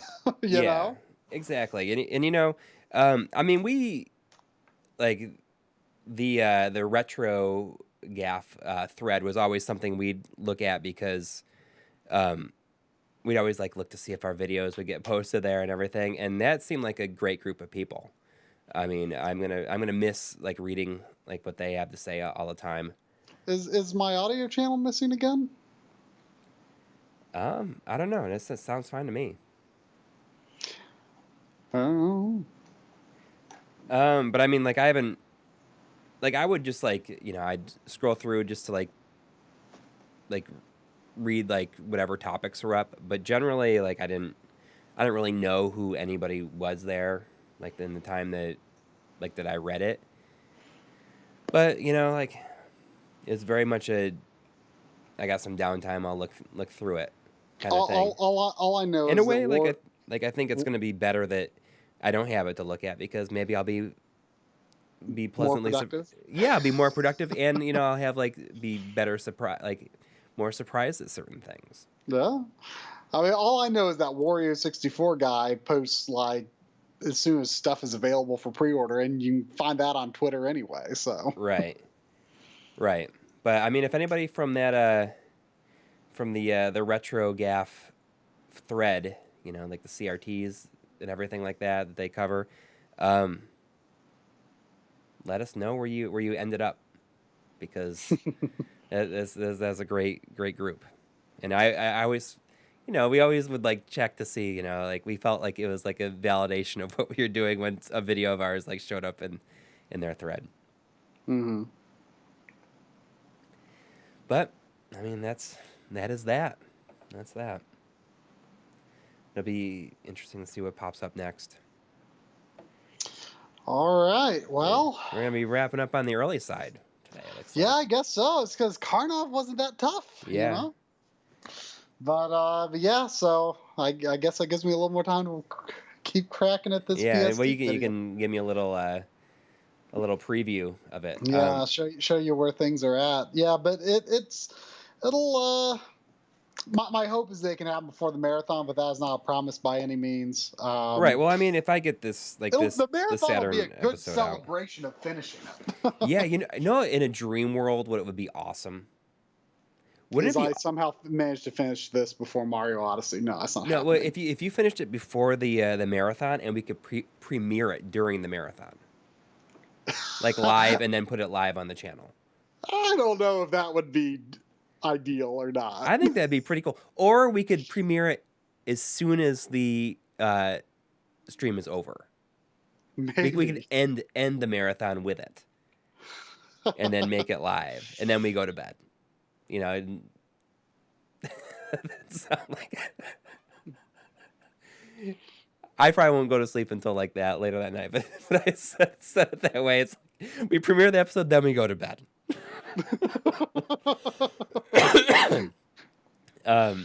But yeah, I think it'd be really cool to do that, to end the marathon with that. Maybe I almost feel like it'd be a little mean to hold it off, but no, I mean, it'd be pretty cool. It'd be a cool way to end it. I don't know. I really want to be done. The worst. Here's the worst thing. These are going to be the stakes during the marathon. I don't know how much people who watch this stream know about my backlog trials and tribulations, but because of this episode, I finally crossed 100 unfinished games. I just wasn't able. I didn't have time to because of the PS2 episode to beat any games. So Fire Emblem Warriors came out this week, and I couldn't cancel it and put it off until getting it until later because you wanted I wanted that 3 CD set in the special edition, Right. and so I've got them. I mean, Mario would have got me anyway, so. But yeah, I couldn't do it. But here's the other thing: I've got in my possession 4 Xbox One games that I don't have officially added to my collection. I've been planning to add them when the Xbox One X comes out, and when does it even come out? The Tuesday after the marathon. Oh wow!